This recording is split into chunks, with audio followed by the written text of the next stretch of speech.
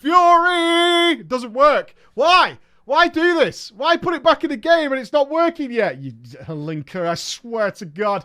Welcome back to the Shadowlands. We are looking at the Enhancement Shaman, which has a substantial amount going on. This is going to be a little bit longer than our other quick looks, which is understandable. The ones that get changed the most get a little bit more time. That's absolutely fine.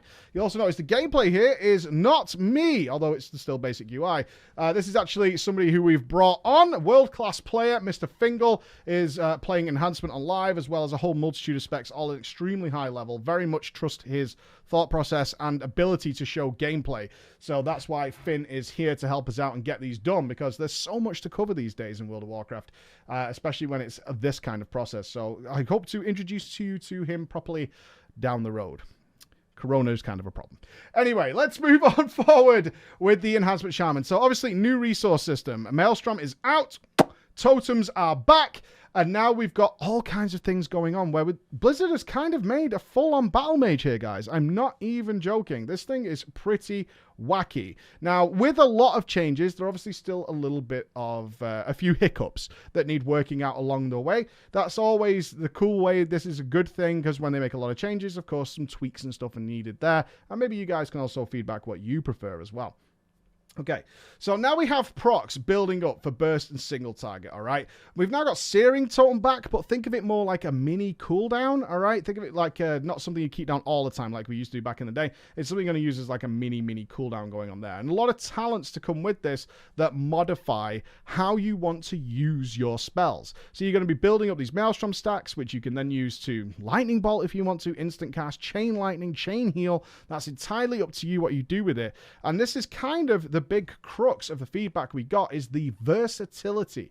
The flexibility of enhancement right now is huge. With certain talent setups, you can absolutely go into an almost ranged mode for a significant portion of time without losing damage.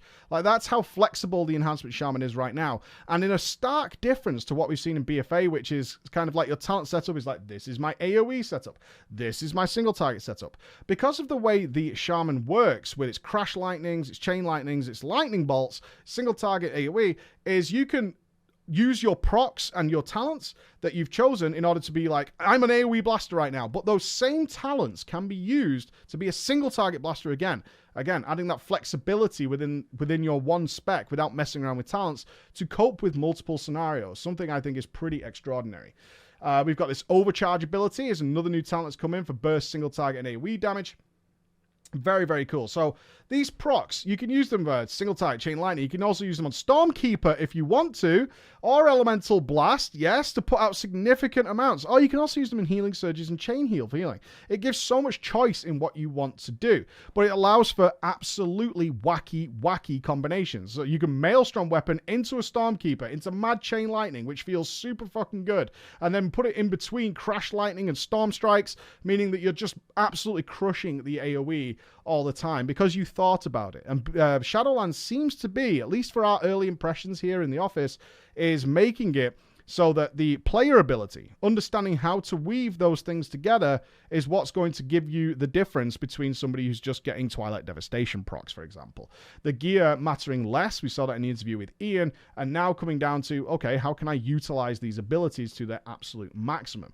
Now, as I said, a couple of hiccups here and there. One of the most notable ones is, of course, Windfury Totem is in the game. It's not working yet, but it will be there.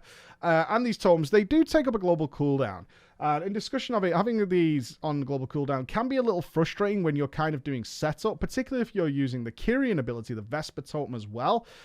One of the drawbacks of being a shaman previously was that you would run to a new pack in a dungeon or something, and then you'd have like 3 or 4 globals where you're kind of setting up before you can actually begin, while next to you, your Demon Hunter brother is just eye-beaming shit away. A little bit annoying. They did fix this, though. They fixed it, I think it was about Kata or Mr. Pandaria, one of those two, with the Call of the Elements spell, where you basically preset the totems you would like for that dungeon. So, for example, if you were going into a caster heavy dungeon, you would put that, you would select, like, I want Wrath of Air, and I want this, and Mana Spring, and those are the totems I want to drop each time, and it rolled it into a single keybind that dropped your totems for you. It was very convenient, it was very nice. I'm going into a melee heavy group, I'm going to want Windfury, I'm going to want I'm going to want Healing Stream, things like that to go along with it, and that worked out really well as well. It might be an idea for Blizzard to actually think about bringing that back in. That would be really nice. Another bug or unintended thing we're seeing is this Searing Totem. So there's a talent, this Searing of Soul, which makes it fire super fast. It's a little bit funny to look at. As I said, Searing Totem is kind of like a mini DPS cooldown. However, it seemingly is attacking neutral mobs. I know people are used to blaming the balanced druids for ninja pulling neutral targets. Yeah, this thing just seems to attack whatever the hell it feels like. So that probably needs some look at as well. Would be remiss not to talk a little bit more about the Kyrian Vesper Totem. If you're wondering where all this pulsing damage is coming from and not seeing anybody cast enough spells to warrant it, it is the Kyrian ability, which is the Bastion Zone, this Covenant ability. The Vesper Totem is, in the words of Finn, nuts. Absolutely nuts. What you do is you drop the totem. It'll give you charges of DPS and healing, 3 of each. That means that it's not 3 total, you get 6 total, 3 of each. Your next 3 DPS spells are going to cause the Vesper Totem to pulse AoE. Very nice. And also to pulse healing when you throw out healing spells. So let's say you did get that Maelstrom proc, you threw out a Chain Lightning, your Vesper Totem is also going to pulse healing. Let me tell you, in the current dungeons of Shadowlands, there is a lot of very nasty trash. There's a lot of nasty trash that you want to do criminal burst AoE to on a few mobs. The AoE cap is not looking like it's going to be a big thing, at least for the one dungeon we have so far. But also does tremendous amounts of party damage, where you can then follow it up with some chain heals and things like that, or healing surges, causing the Vesper Totem to heal the group at the same time. The healing on Enhancement right now is really good, especially in comparison to BFA, and you really do feel that hybridity, if that is a word, coming back into the game. So Enhancement is one we're really looking forward to. They are getting a talent at level 60, the Primordial Charge Burst, which doesn't seem to do too much for the Shaman, but we'll look forward to it. Ellie seems to get a lot more benefit from it, but we'll see. We'll be back once the level cap is raised past 53. Thank you so much for listening, and I'll see you again. Bye-bye.